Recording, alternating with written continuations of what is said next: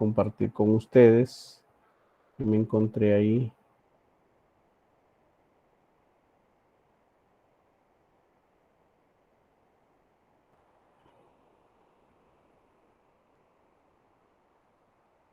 Creo que, no sé. ¿La ven?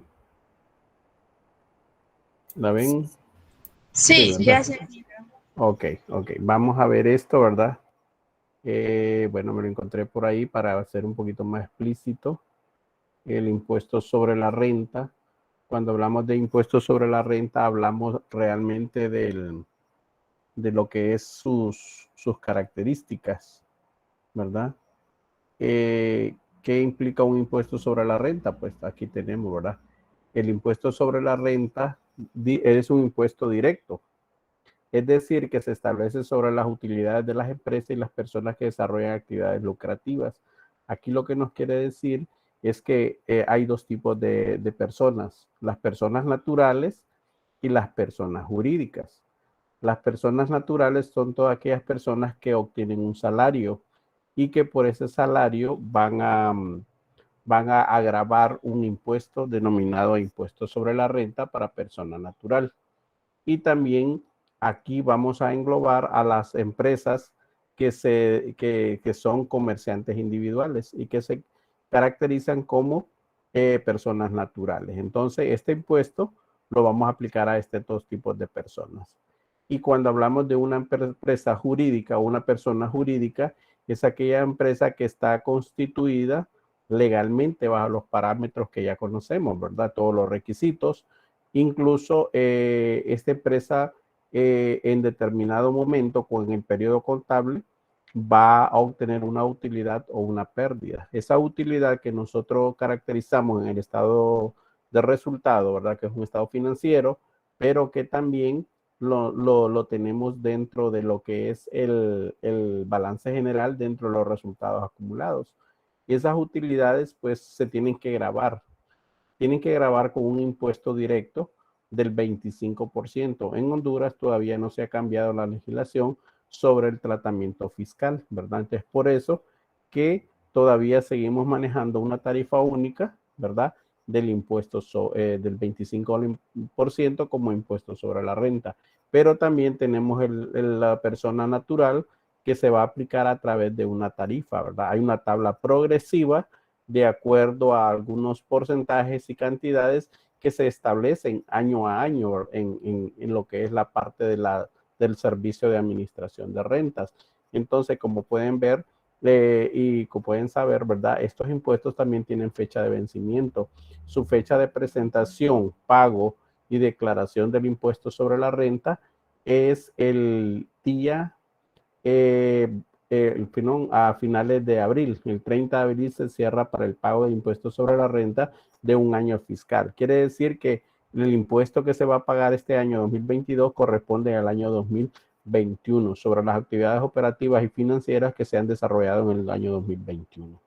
¿Verdad? Por eso dice aquí que el impuesto sobre la renta es un impuesto directo que se establece sobre las utilidades de las empresas y las personas que desarrollan actividades lucrativas.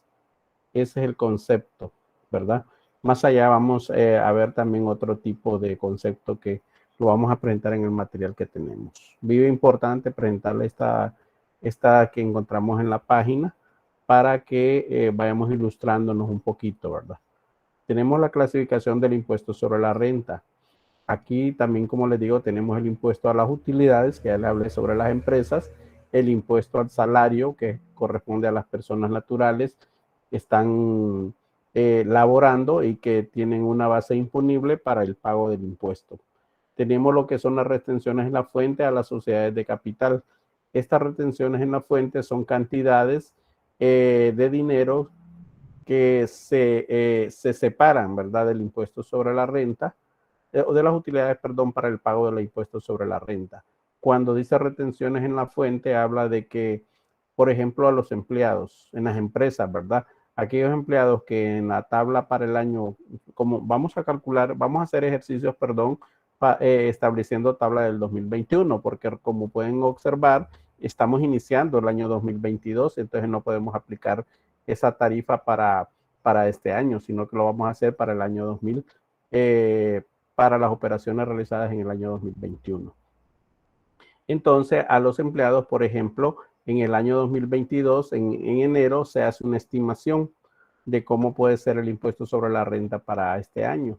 Entonces, en base a eso, lo que se le hace es se calcula sobre el salario del empleado y se le va deduciendo mensualmente una cantidad, ¿verdad? Algunas empresas lo hacen mensualmente, otras empresas lo hacen una vez al año, pero es preferible estarle deduciendo a un empleado mensualmente de su sueldo y no tener un impacto al final del año de decir que tiene que pagar por lo menos 5 o 10 mil empiras de impuestos sobre la renta. No es cuando se hace de manera diferida, o sea que esas cantidades las dividimos entre 12 meses y mensualmente en su pago le vamos deduciendo ese porcentaje que se ha destinado. También tenemos las remesas al exterior. Estos se graban pero con otro tipo de impuesto, pero igual tipificado, la ley del impuesto sobre la renta ya nos dice en algunos artículos que vamos a ver en cuánto es el porcentaje que nosotros debemos de grabar el impuesto para las remesas al exterior, ¿verdad? O recibidas. Tenemos también aquí esto que se llama impuesto sobre las utilidades. Un hecho general dice cuando una persona recibe rentas, ingresos o beneficios siempre y cuando provengan de nuestro territorio nacional. O sea que este impuesto es calculado dentro del territorio nacional. Cuando recibe rentas, dice, por ejemplo, una persona que haga una combinación entre salario y tenga, por ejemplo, un negocio. Entonces va a pagar impuestos sobre la renta por la parte que le toque del salario y también va a pagar impuestos sobre la renta por la parte que le corresponde a las utilidades obtenidas de ese negocio. Y un negocio puede ser que él preste servicios, por ejemplo. Digamos, es un contador de una empresa y ya califica para lo que es el impuesto sobre la renta. Entonces la empresa le va a deducir esa cantidad en lo que son la parte de retención en la fuente. Pero también esta persona presta servicios profesionales de su carrera, ¿verdad? Hace asesorías financieras en otras empresas y entonces percibe un salario. Por ese salario también debe de gravar la parte que corresponde al impuesto sobre la renta. Ingreso dice o beneficios. Realmente a veces cuando habla de ingresos son los mismos para rentas, salarios que tenemos o beneficios que vamos obteniendo, por ejemplo, en relación a la empresa. Probablemente no llegue a lo que la tabla dice, entonces no pago impuestos sobre la renta, pero si me hacen un aumento de sueldo y eso pasa a la tabla, de que lo corresponde al salario, entonces sí ya empieza a pagar impuestos sobre la renta. Dice siempre y cuando provengan de nuestro territorio nacional. O sea que nosotros no vamos a grabar lo que recibimos prácticamente de afuera, ¿verdad? O por ejemplo, alguien recibe un seguro en el extranjero y sí lo puede grabar porque alguna parte de la ley dice que cuando se reciben seguros por algún accidente que tenga cuando anda en el extranjero, eso también lo puede grabar. Pero si tiene seguros nacionales, no es la persona la que va a grabar eso, sino lo que va a grabar son la empresa que le presta el seguro.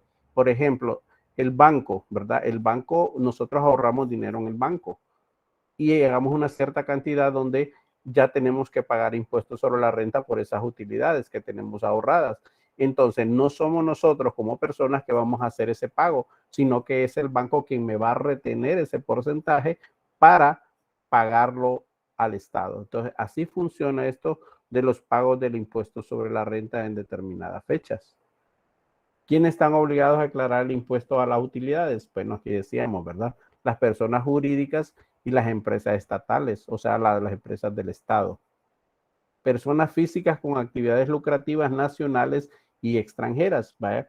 Aquí cabe decir, en este apartado de empresas jurídicas y empresas estatales, que son todas aquellas empresas constituidas legalmente.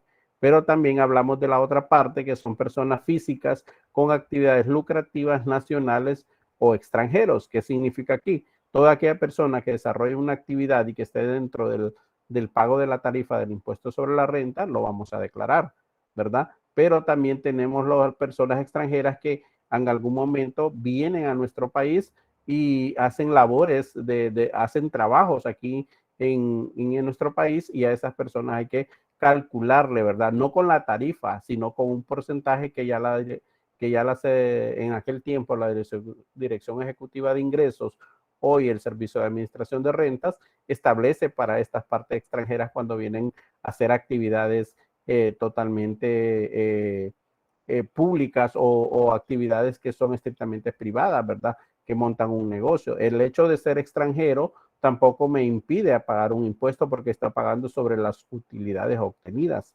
Hay un apartado también en la ley del impuesto sobre la renta de cuánto se le debe de cobrar a estos extranjeros cuando realizan actividades operativas en nuestra empresa, en nuestro país, perdón. Tenemos, dice que estas empresas están los estados, las municipalidades, las instituciones autónomas y semiautónomas, los partidos políticos, las organizaciones religiosas, las zonas francas o las que llamamos franquicias, los sindicatos, fundaciones, asociaciones y cooperativas, todas están sujetas al pago del impuesto sobre la renta. Algunas van a tener exoneraciones. ¿Qué significa esto? Bueno, voy a retroceder porque probablemente hay alguna aquí. No, aquí. Entonces, estas también puede suceder, ¿verdad? Que aquí, por ejemplo, aquí exactamente esto es lo que queremos ver. ¿Quiénes están sujetas al pago del impuesto o no están sujetas al pago del impuesto sobre la renta? Bueno, el Estado realmente, ¿verdad? Cuando son estrictamente del Estado, que no hay una combinación entre empresas que están haciendo actividades para el Estado y que no pertenecen a la parte gubernamental del gobierno. Entonces, estas personas sí están obligadas a pagar, pero el Estado así, en sí, no está sujeto al pago del impuesto sobre la renta. Todas las municipalidades, ¿verdad?, establecidas en el país no pagan impuestos sobre la renta. Instituciones autónomas y semiautónomas, estas tienen carnet de exoneración del pago del impuesto sobre la renta, pero sí aquí hay un apartado bien importante que mencionarles, que aparte de no pagar el impuesto sobre la renta, están sujetas a presentar la declaración, ¿verdad? Porque una cosa es no pago del impuesto y la otra es no presentar la declaración. O sea que estamos sujetos a presentar la declaración, aún tengamos exoneración del impuesto. Los partidos políticos. Sé que los partidos políticos reciben cantidades por parte del gobierno. Entonces, ellos están en la obligación de presentar todos esos gastos, ¿verdad?, ante sus respectivos órganos fiscales, pero también están sujetos al no pago del impuesto sobre la renta porque sí reciben una buena cantidad. No generan los partidos políticos ingresos, pero sí generan gastos.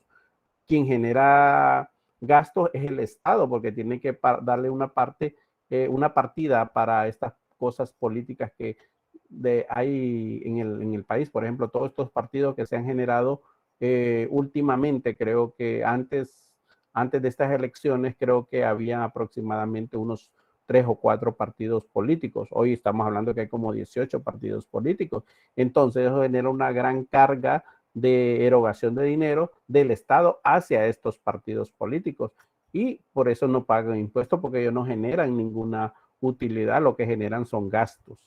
Estas organizaciones religiosas, hablamos de todas las iglesias, tanto católicas como cristianas, y todas esas organizaciones que vienen al país a desarrollar actividades religiosas o que están regidas bajo este esquema de organizaciones religiosas, no están sujetas al pago del impuesto sobre la renta.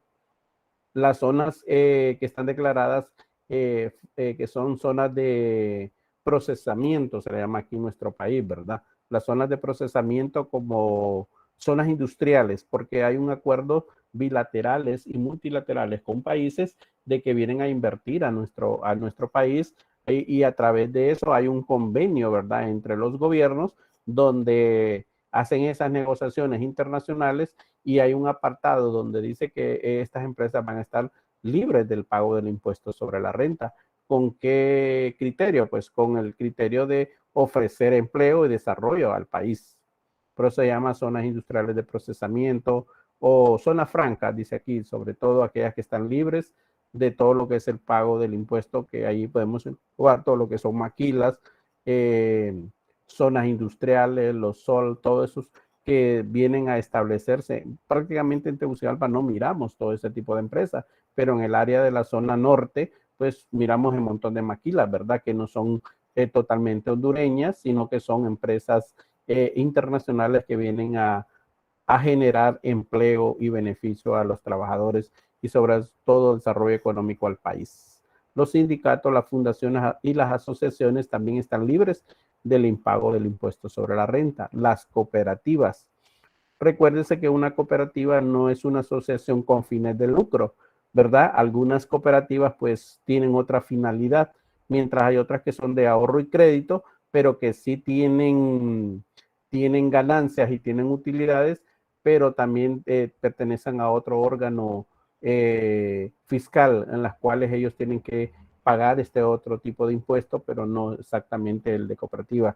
¿Por qué no aparecen los bancos? Porque los bancos sí tienen finalidad de lucro, recogen dinero para generar utilidades de ellos mismos, mientras que las cooperativas son, como su nombre lo dice, se crearon para beneficio mutuo entre los asociados. Por ejemplo, cuando nosotros pertenecemos a una cooperativa, somos socios o afiliados, mientras en una institución bancaria nosotros somos personas naturales, personas normales, que nos denominan cuentahabientes, ¿verdad? Porque nosotros ahorramos en estas instituciones bancarias y a través de nuestros ahorros, estos bancos generan utilidades para su propio beneficio y que no distribuyen, a diferencia de una cooperativa, que la cooperativa llega un momento de cierre al final del año de todo lo que es sus operaciones y también tiene derecho a gastos administrativos, gastos financieros que generan todas estas actividades que se hacen en la cooperativa y que salen de los dineros nuestros como afiliados. Pero hay una partida dentro de las cooperativas que se llaman excedentes. Estos excedentes van a ser distribuidos entre nosotros mismos los socios al final del año, mientras que los bancos no, todo lo que perciben son utilidades para ellos mismos. Entonces es la diferencia entre una cooperativa y un banco y por eso están sujetas al no pago del impuesto sobre la renta. Tenemos aquí también otros que no están, dice los sindicatos, fundaciones, asociaciones de utilidad pública. Bueno, volvemos a repetir las cooperativas, la sociedad de seguros de vida, dice magisterio, cajas, corporaciones de servicios múltiples, los gremios, las pequeñas y medianas empresas, las juntas de educación y administradores de centros educativos. Todos estos están dentro de la exoneración del impago del impuesto sobre la renta en este país, ¿verdad? El periodo, pues aquí es diferente, creo que es de una presentación de otro, solo era para ilustrar la teoría. En nuestro país, sobre todo, termina, ¿verdad?, dentro de un periodo fiscal, pero que el pago se debe de hacer a finales de abril. Por eso, desde el 1 de octubre al 30 de septiembre, dice aquí, pero de un año que deben de tener en otros países, mientras en nosotros tenemos otro. Cuando nosotros hablamos del impuesto sobre la renta para su cálculo, hablamos algo de la renta bruta, que es el total percibido por, ya sea por una empresa o por un asalariado. Esa es la renta, lo conocemos como renta bruta, el total que él percibe. Pero después de eso vamos a tener lo que son total de los ingresos o beneficios obtenidos dentro del periodo de impuesto por las actividades que realiza. Esto se lo considera renta bruta. Pero después viene la renta neta gravable, que es la otra cuando ya nosotros, a partir de eso, después de hacer unas deducciones, empezamos a calcular el impuesto sobre la renta. Entonces, exclusiones de la renta bruta, aportes al capital social, las revaluaciones de los activos. Cuando hablamos de los activos, son todos aquellos que tienen incidencia en el desarrollo de la empresa.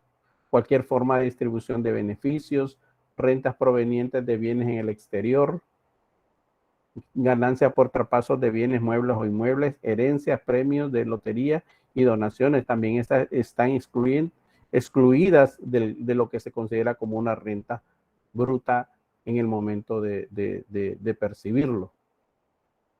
También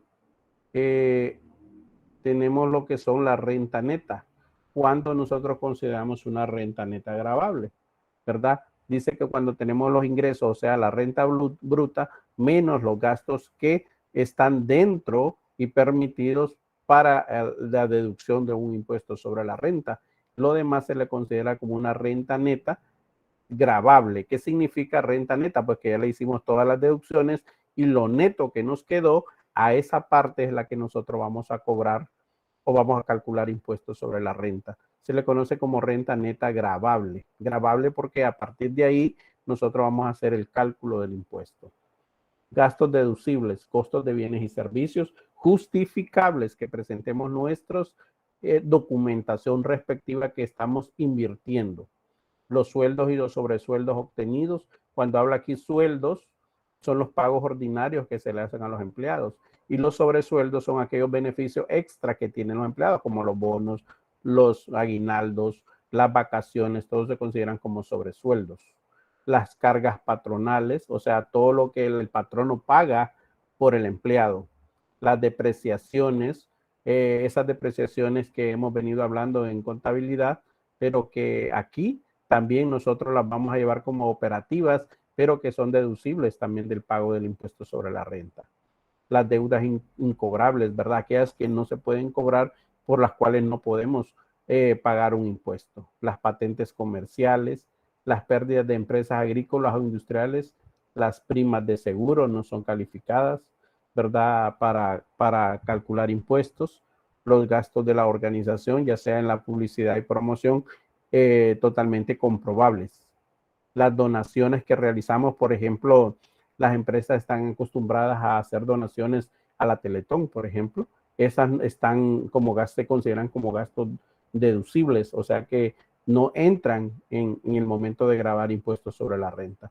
Todos aquellos intereses y gastos financieros que se producen para la actividad estrictamente de la empresa o de las operaciones que la empresa tiene.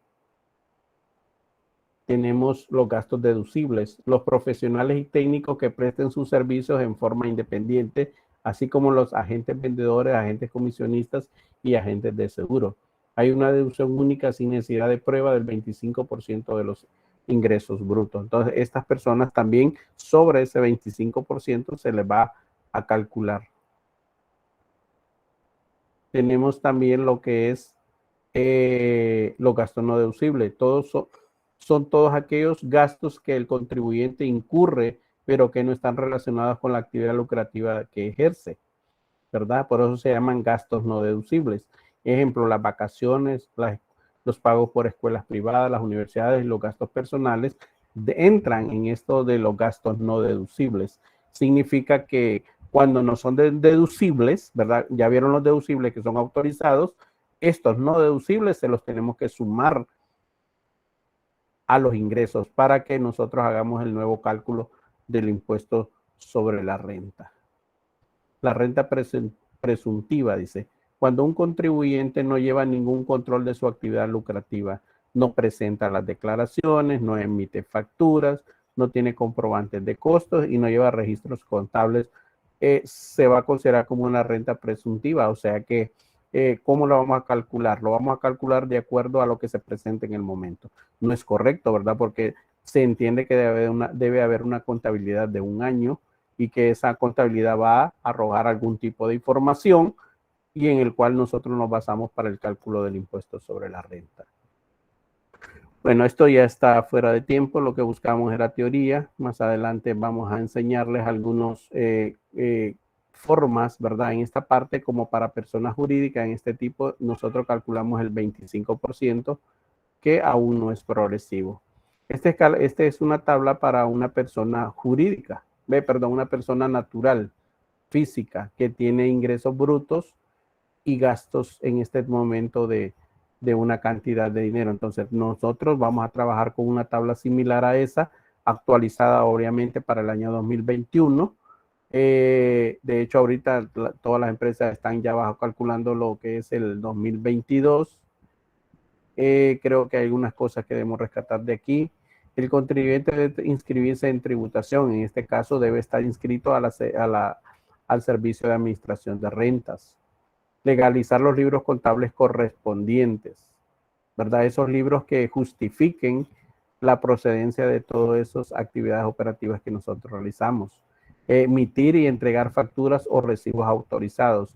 Hoy en día, pues ya esto ya es una modalidad más estructurada en el país para efectos fiscales, ¿verdad? Las autoridades anteriores responsable del sistema de administración de renta, que es el ente recaudador de todo este tipo de impuestos, ya tiene un programa específico que emiten ya ellos la factura, ¿verdad? Ya no son las empresas, son los entes contralores que hoy dan la orden del número y rango de factura a través de un sistema que se llama CAI, ¿verdad? Ese CAI es una numeración progresiva.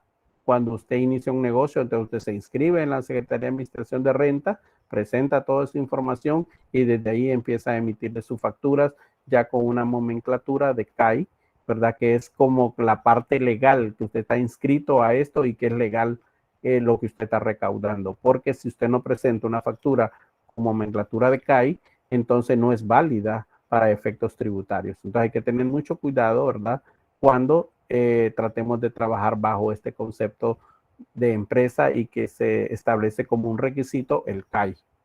Tenemos que presentar la declaración de renta mediante el formulario. Bueno, en Honduras hay otro tipo de formulario, creo que es el D3, que más adelante se lo vamos a ver si lo conseguimos para que podamos ver.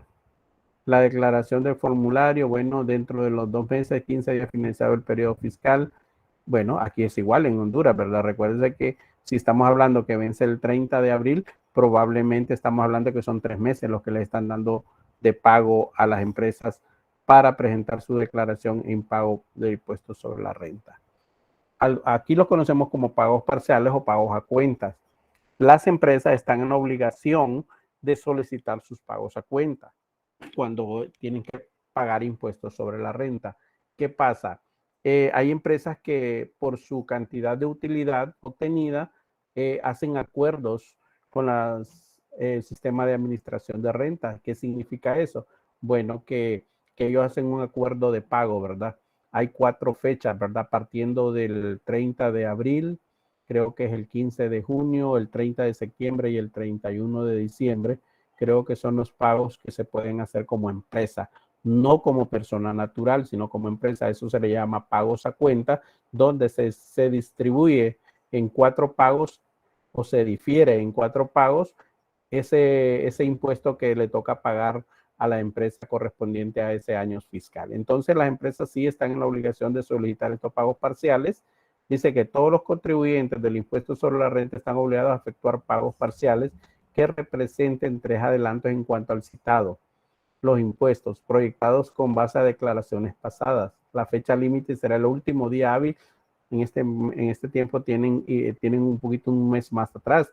Nosotros partimos de abril, de junio y de septiembre, ¿verdad? Y volvemos a caer al cuarto pago que es en abril. Entonces, esos pagos son totalmente necesarios para que el Estado, también recuérdese que el Estado llega a un momento donde tiene que presentar presupuestos para empezar a trabajar en cada año. Entonces aquí hay un ejemplo, ¿verdad? Donde esta empresa debía 3 años y en el último tenía una cantidad en el 2009 tenía que pagar esta cantidad, lo sumó y dio una cantidad de 5.840 lempiras entre 3 pagos que iba a hacer, y eso es lo que se le denomina como un pago parcial. En nuestro ejercicio lo vamos a ver más detallado. Para empresas con pérdidas proyectadas, solicita el 1 de octubre de cada año la Dirección General de Tributación el estudio hasta con los datos aportados. Bueno, cuando una empresa entra en quiebra, pues tiene que también empezar a declarar. No puede dejar de declarar o presentar declaración. Obviamente, por tener una pérdida, no tiene que pagar impuestos, pero tiene que justificar en qué se basó esa pérdida de ese año. Por ejemplo, para el año 2019 y 2020, me imagino que a raíz del problema de pandemia se fueron dando todas estas situaciones de problemas, ¿verdad? Tenemos aquí la parte de salario. Bueno, aquí dice que debe ser, más adelante yo les voy a presentar una tabla donde se debe de presentar. Aquí tenemos que estas personas deben de presentar una declaración en físico, ¿verdad? De acuerdo a lo que se establece. Se tiene que hacer, hay una tarifa, ¿verdad? Que es similar a esta. sobre todo creo que ellos tienen un escalón más, nosotros tenemos uno menos, y lo vamos a mostrar la retención en la fuente, como se le explicó. Aquí para la persona asalariada se le calcula el impuesto sobre la renta, un estimado, ¿verdad? Porque si vamos a trabajar con el año 2022, tenemos que hacer un estimado, por decir, el empleado va a recibir mensualmente 18,000 lempiras. Bueno, pero estamos suponiendo que es un estimado a partir del año 2022, pero como ya tenemos la tarifa para el año 2022 con la cual vamos a trabajar a finales de este año, pero como vamos a trabajar sobre retenciones en la fuente, lo que hacemos es que hacemos un estimado del impuesto y le estamos calculando una cantidad mensual para ser retenida, ¿verdad? Los contribuyentes que paguen o acrediten en sus socios dividendos estarán obligados a retener un 15%. Imaginen, la legislación es totalmente diferente para otros tipos de actividades que se realicen. Bueno, aquí hay una declaración. Los extranjeros en este país, creo que los extranjeros, ¿cómo pagan? Personas no domiciliarias en el país que obtienen rentas de fuente, en este caso de Costa Rica, un 15%, en el caso de Honduras un 10% creo que anda.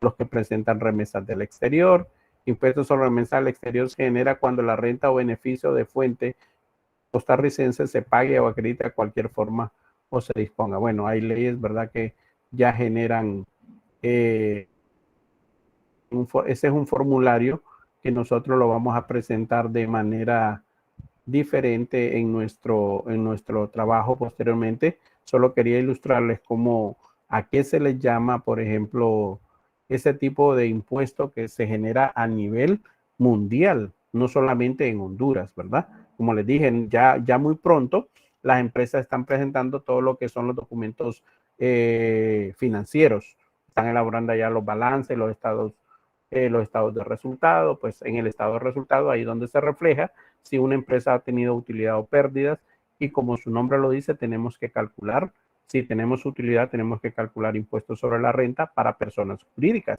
Ya a ustedes les queda claro que las personas jurídicas son aquellas empresas, ¿verdad? Y las personas naturales o personas asalariadas que van a obtener un ingreso, ya sea por renta, por salario o por otro tipo de actividades que realicen. Por ejemplo, aquí hay personas que trabajan, por ejemplo, decir, en el Banco Central, tienen un salario, pero también tienen una empresa.